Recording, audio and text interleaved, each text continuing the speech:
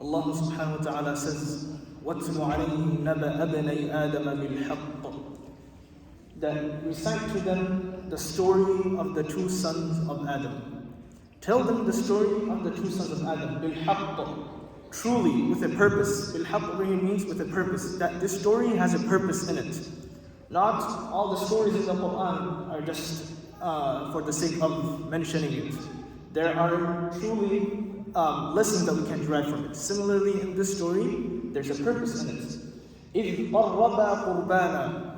That when the two sons of Adam, they offered sacrifice.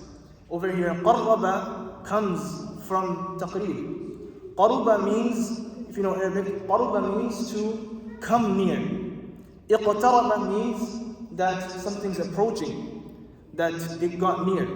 And then قَرَّبَ means to bring near. So the purpose of the sacrifice is that they can come closer to Allah subhanahu wa ta'ala. This sacrifice brings them closer to Allah subhanahu wa ta'ala. Let's take a pause and kind of go a little back and give some insight, backlog of the story. The two sons of Adam, as we know, what was mentioned, Imam Sa'di and other Mufassirun mentioning it, there were two sons of Adam, Qabil and Habil. Qabil being the older one, and Habil being the younger one. And this older brother had some self-esteem issues. He always looked down and thought of himself that as if his father looked down upon him. And why does my brother has this, right? It's not fair that, why is he given the attention?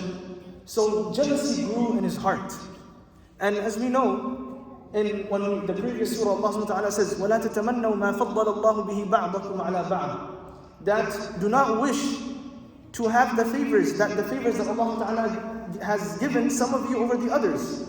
Right? Because what happens? You start, a growing jealousy in the heart. Oh, it's not fair. Why does my father give more emphasis on him?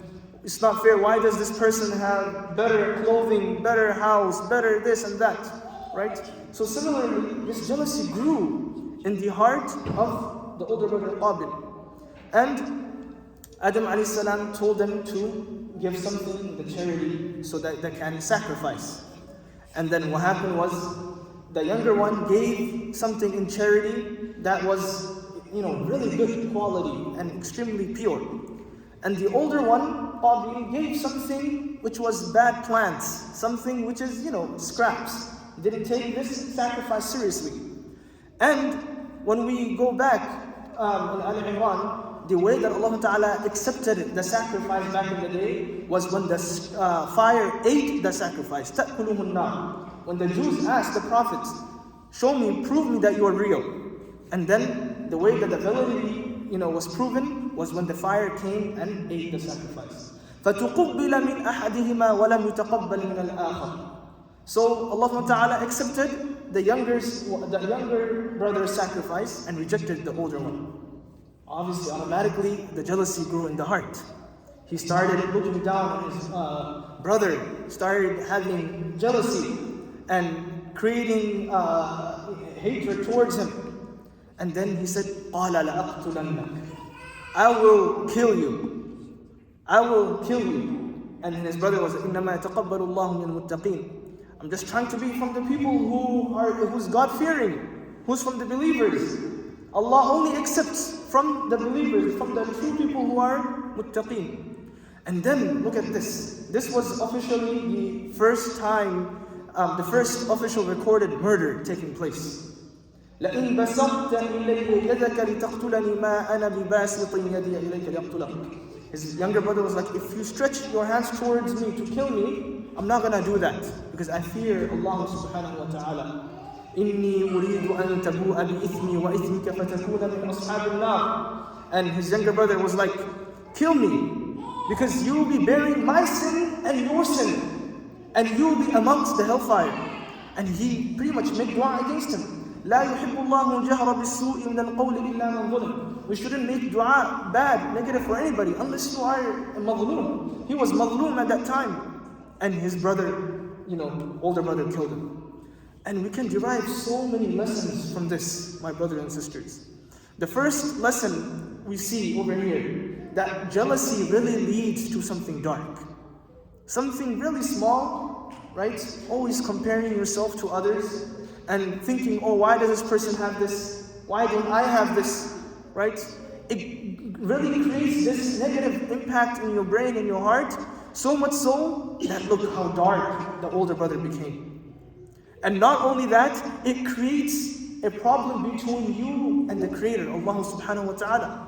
You don't take your ibadah seriously. Look, he gave bad things in charity. Jealousy got in his heart. He couldn't see anything clearly anymore. All this animosity, hatred clouded his heart. And he couldn't, have hidayah pierce in his heart. Pierce through his heart. Penetrate his heart. And then what happened? He started taking the commandments of Allah lightly.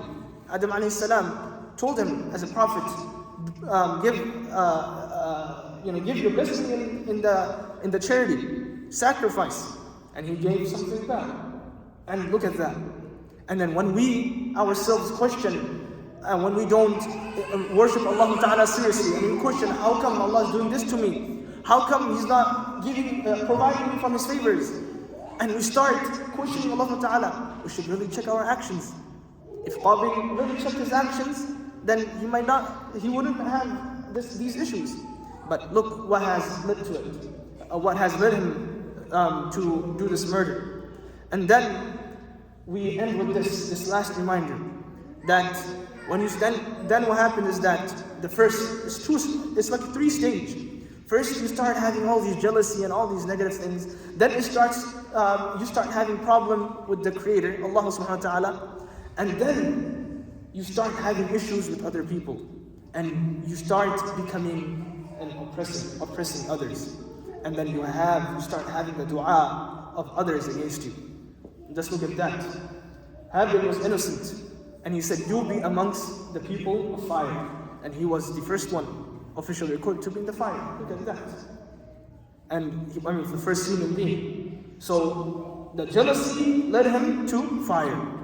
And there are a lot of lessons that we can take from it. These are the couple of lessons I want to share. Allah allow us to actually practice what is in the Quran and clean our hearts and create love and kindness towards each other. Barakallahu feekum wa sallallahu wa sallam wa baraka ala Muhammad wa ala alihi wa sallam.